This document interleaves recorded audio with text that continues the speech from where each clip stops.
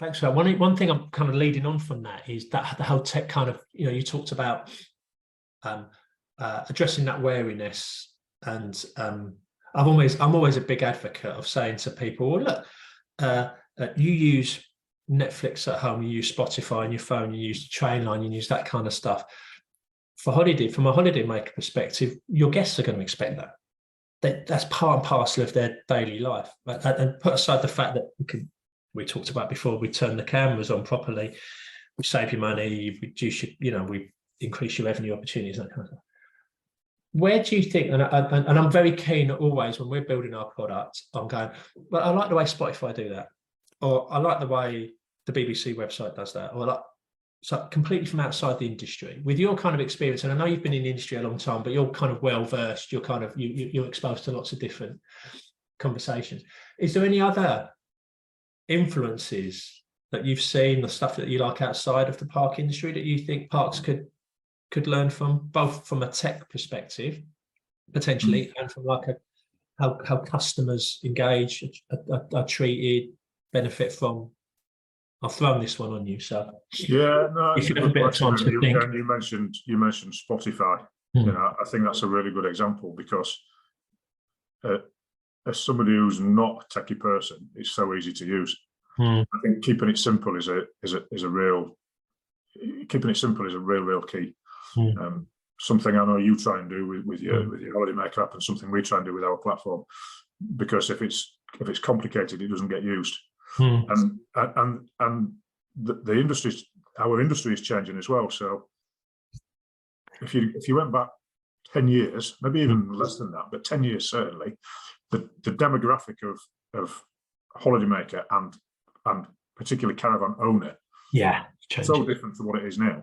And so 10 years ago, the demographic of owner and Holidaymaker, many of them didn't even have email addresses. They wasn't interested in it. It was, my mother-in-law always wants a letter in hand. She doesn't want an email. She'll get an email and ask us to print it out so she can have a filed copy of it, because it's just the age group. Behaviour, right? Yeah. But now it's completely different. Now you've got much younger people buying holiday homes and much younger people going on holiday. And they expect to be able to have good Wi-Fi connection. And they expect to be able to check in quickly, and they expect to get quick responses to things. So that's changed a lot. And actually from our side as well, I remember back in the very early 90s, if somebody made a complaint on your holiday park, what did you get? You got a letter. And you might read it. You might read it. And you might also put it in the bin and go, oh, it'll go away. No one will ever know. That was the culture. 30 years ago, we all operated differently. Now, if something goes wrong, it's on TripAdvisor, on socials. While they're sat in the caravan, they're going, you can't get away from it. So the expectations are vastly different to what they were 5, 10, 20, 30 years ago. And in answer to your question about what we can learn from industries other industries, if you like, I think just simplicity, I think, is probably the biggest thing. Don't overcomplicate things. Just keep it simple. Tell the truth as well. Just that was absolutely what I was going to say. It's there's a guy called, you might have heard of him. If you haven't, I'll send you some links to his stuff. There's a guy called Rory Sutherland, right? His background is pure advertising. Okay, so he works for Ogilvy and all those guys, top of the tree, literally top of the tree, but a complete extrovert, but a really smart guy. And he was saying, he said a couple of things. He's really into his transport, really into trains and tubes, and the way the whole kind of network connects and the impact it has on people's daily lives, right? Creates anger, frustration, annoyance, it's unsafe, it's all that kind of stuff. He said a couple of things that really stuck with me, and I think you're right about the transparency and the simplicity. He said, you're at the tube station in London, next train 1 minute. You know it's not going to be 1 minute, right? But they've set your expectations. You're like, comes and then 3 minutes. It's like always adds 2 minutes on. You know it's not going to be here. But you see, you get angry, you get frustrated, Yeah. you stick off the tube system network. That's one example. And I think you're right. If the pool's closed for a couple of days, or from a Friday to a Saturday, because there's, you've got to clean it, tell the guests, just say, they're not stupid. People aren't stupid. We're really sorry, but you understand that this has to be. We'll do some, we'll give you some money off in the bar, or have some, But the second thing he said, which was really stuck on me, is he said with HS2, he said, rather than spend billions and billions of pounds on upgrading the train line from knocking 10 minutes, 15 minutes off a journey, just spend 100th of that on improving the Wi-Fi on the trains. So you say to somebody, it's going to take you 2 hours, but our Wi-Fi is second to none. You can work on the train. You can even take calls on the train in certain carriages, rather than spend all that money on saving 10 minutes on a journey where you get to London or Birmingham and the public transport is going to make you late anyway. So and I agree. And you've still not done any work while you were on your way to work. Because I can't, because the Wi-Fi is so bad. So it's that, and I suppose it comes back to the earlier point about the wariness. For you and us going into a client and going, or a park, saying to their guest, right, just to let you know, don't spend your money on that, because you don't need to, because people's expectation is different. And for us as software vendors going, we can do all of this, but you don't need all of that. Let's just start off in a tiny bit here and see how you get on. That builds trust. One size doesn't fit all, does it? No. Really You're right. You just got to be spot on those expectations. I think a lot of industries, and the parts industry maybe to a certain extent, could learn a lot from that relationship between expectation and trust. You can manage that if you build. You can manage expectation if you build trust. Yeah. And I think that's really interesting. Yeah, really 100%. good. Yeah, fantastic. 100%. Say the right things. Say the right things. I don't know if you want to leave this in this video, but no, we can edit it. I went to buy a shirt the other day. This is a true story, and think about the logic of what this person's saying to me. My granddaughter's getting christened on Sunday down in Oxford. You're never old enough to have a granddaughter, dear God. All grandkids. So I thought, I'm going to buy myself a new shirt. Want to be smart when my granddaughter's christening. Very good. And I've got exceptionally long arms. So whenever I go and buy a shirt or a pair of trousers, I'm going to say, have you got anything with extra long legs or extra long arms? And have you got a size 14 shoe and all the stuff that goes with it? It's quite difficult. So I went into this, I won't say which it is, a men's shirt retailer. You can say it, we can cut it. I'm looking for a long sleeved shirt, extra long sleeves. And she went, oh, they're over here off her top. And she says, oh, I've only got one. It's this purple shirt. I thought, that's all right, it looks okay. Can I try it on? And she went, oh, no, we don't allow you to take them out of the wrappers. And I went, well, I've done that before in here many, many times. I always buy my shirts here. And she said, we're not allowed to take them out of the wrappers. So I said, okay, I'll go and buy one somewhere else. And I walked. As I'm walking away, she said, when you try it on at home, if it doesn't fit, you can bring it back. So think about what you're saying to people. Yeah. Is what you are saying making sense? Or do you just sound like an idiot? Because the trust has gone now completely. Because what you're saying to me is I can take it home, I can unwrap it, I can try it on and then bring it back an hour later. But I can't do that in the shop. Where's the logic of that? Yeah. And I hear, and I have heard over many, many years working on parts, people saying things to customers and guests and owners, and you just think, oh my God. Do you think that's interesting? Because obviously you get that in every business, right? Of course you do, yeah. Do you think that's as a result of the individuals being just restricted by methods and process? And sometimes, yeah. Do you think set down from people who don't know who don't know any better? In that example, if that's their rule, you can't take these shirts out of the cellophane wrappers, which is a ludicrous rule because you can go home and take it out and then bring the bloody thing back. So it's madness. But if that's their rule, some people can't and won't challenge the person who makes the rule because that's how that business is run. Perhaps I don't know. Yeah. You know, whereas if it was a what I would call a proper business, then absolutely challenge it. You know, I'd always encourage people. When I was a part manager, I'd always encourage people to challenge me. You know, if you think I'm making a stupid decision, tell me before I look stupid. It's funny. Maybe I shouldn't say this, but I always say with our guys, or when we're having team catch-ups or building the products or doing whatever, go, right, assume everything I say, well, not even assume, everything I say now is wrong. I know this. but humour me and then tell me why I'm wrong. But I always come up with some nonsense, and they go, "Oh, there's a better way of doing that." Right. But it sparks a conversation, doesn't it? That's what it does. That's what you've got to do. That's really interesting. And I suppose in a way that that breaks down the trust and therefore sets negative expectations of you going back to that shop. You're just not going to bother again, are you? I am going back. And worse still, my wife got the brunt of my rant. God, even worse. Oh, dear Lord. I mean, by the way, this is on Sunday. I'm still ranting and it's Wednesday. So not only could you not get your shirt, you're not going to go back to the shop. He calls it domestic. And have you got a shirt yet? Or I'll just use one of my current ones. There you go. You can't even. It was just one of those things, I just thought I'll get a new shirt, but no, apparently you can't buy a new shirt these days. It's too complicated. But there we go again. There's that whole thing, isn't it? Complicated. Don't make it complicated for me. Whatever you're doing, don't make it complicated, because I'm not going to do it. We're getting into a whole different conversation now, but there are 4 social styles of people in the world. 4 social styles, and one of them is me. So I am indicative of 25% of the population. Yeah. So if that annoys me, that'll annoy 1 in 4 people. Yeah. And that's the same in any walk of life, in any business, in any industry, including the holiday park industry.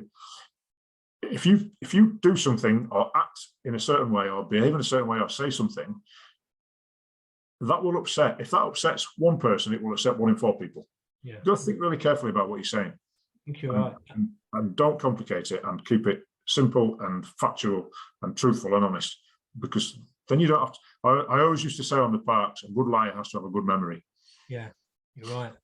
You're right. I ain't got a great memory. Look, never have I. I've got to. I write everything down because it's important to me. People say to me, "Oh, you keep secrets really well. You're really discreet." It's like, it's because I forget what you tell me as soon as you said it.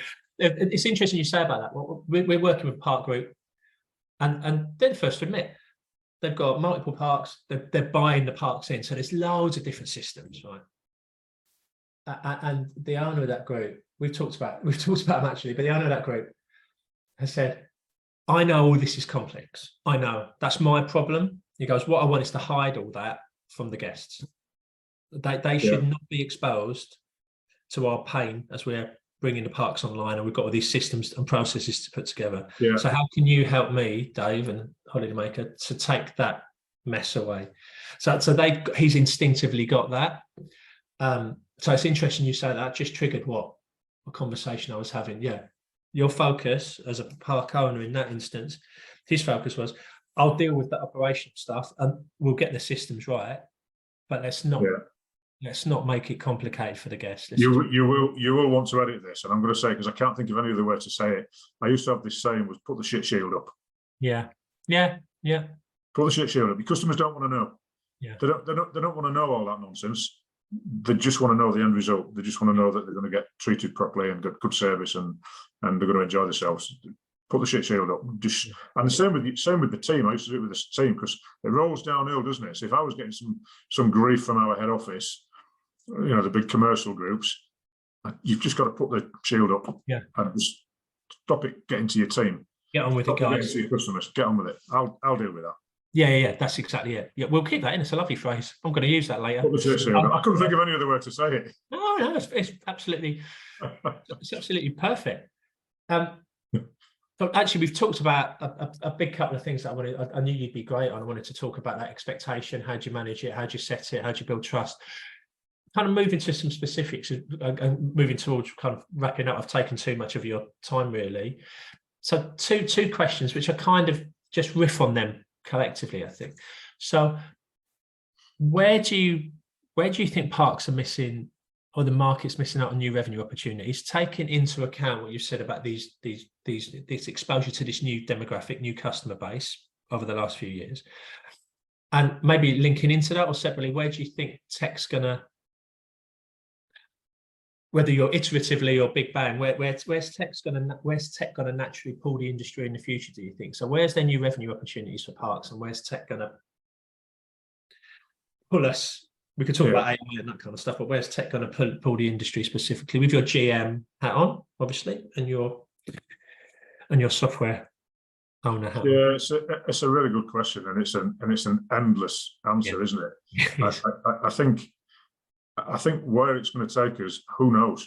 You know, you think about what's out in the marketplace now, not just in the holiday park industry, but in general, compared to 10 years ago, and then you think to 20 years ago, to 30 years, who knows what will be happening in 10 years' time?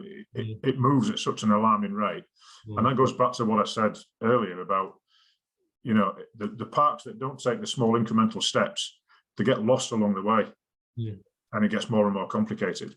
You know, it's a real hard question to answer, and I don't know it's the honest answer. No, it's an endless. It's just tech is changing at such an alarming rate. Yeah. But what I do think is if and not just the holiday park industry, if businesses don't take the small steps, you'll end up so far behind. You'll have to take this huge leap of faith at some point, because you'll get left behind, because your customers expect it, particularly in our industry, because the demographic, as we said earlier, has changed enormously. Customers expect it more and more. They expect to be able to log into a portal and see their bill and pay the bill online, and yeah, of course, all that sort of stuff. And this park's still not doing that, and it's sometimes difficult to. It's sometimes challenging to actually convince a park operator, particularly the smaller ones, the family businesses. It can be challenging to convince them that you should embrace this and do something with it, because they're the ones earning the money. They're the ones that've got the business. You know, they're the ones driving around with the new Range Rover, not me. Yeah. You know what I mean? So it's very hard. You've got to choose your words carefully. But if you don't embrace it, you'll get left behind with it. As to where it'll go, Lord knows. I remember caravans with gas mantles in the early 90s, gas mantle lights. Now look how it's changed now. It's ridiculous. You go into some of the homes now, some of the lodges, and you just think, wow, it's better than a lot of homes. Yeah, it's phenomenal, and that's tech driven. Yeah, you know. So one thing I'm very keen on is and equally it's a hard message to get across to very successful people who are used to a level of certainty, is you've got to be comfortable with uncertainty in tech. So you have to be comfortable with it.